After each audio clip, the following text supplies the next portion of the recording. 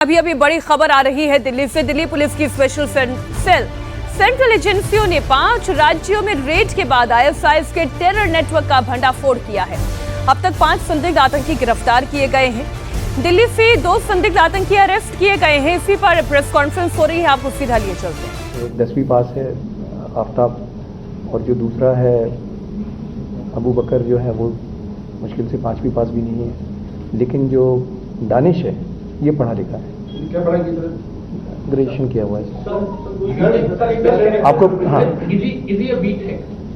Ji, no he is not a BTech.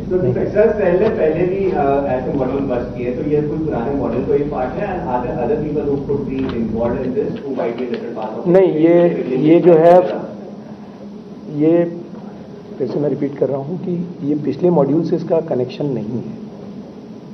आप इसे जो पिछला जो झारखंड का मॉड्यूल था उससे इसका कोई कनेक्शन नहीं है। वो मॉड्यूल बड़ा स्पेसिफिक था जिसमें कि अब्दुल रहमान कटकी, जो कि पहले ऑलरेडी कन्विक्ट है और सेल के ही एक केस में कन्विक्ट है। AQIS का एक केस था 2016 का, उसमें उसको सज़ा हुई है और ये वो सज़ा काट रहा था।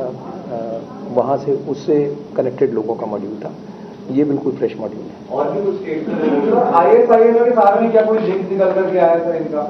देखिए, अभी ये कहना कि बहुत प्रीमेच्योर होगा। मैंने आपसे स्पेसिफिक सी बात कही है कि एक पाक बैग्ड हैंडलर है, उससे इसका कनेक्शन आ रहा है। उसकी कनेक्टिविटी आगे कहाँ पर है, इस पर अभी इन्वेस्टिगेशन चल रही है।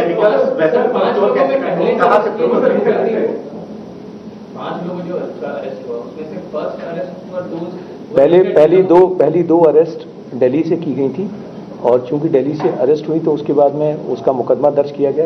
ये अरेस्ट परसों हुई थी, और इन कॉन्सिक्वेंट टू दैट फिर मॉड्यूल के बाकी लोग जो हैं वो, जिसे कहते हैं कि that was the trigger point, फिर बाकी लोगों को in coordination with state agency, state police and state ATS arrest किया गया।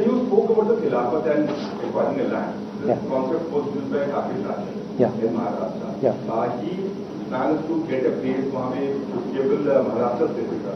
What was the thought process in them that they have to get people from different portions of the country, like they used to carry out in 5 states.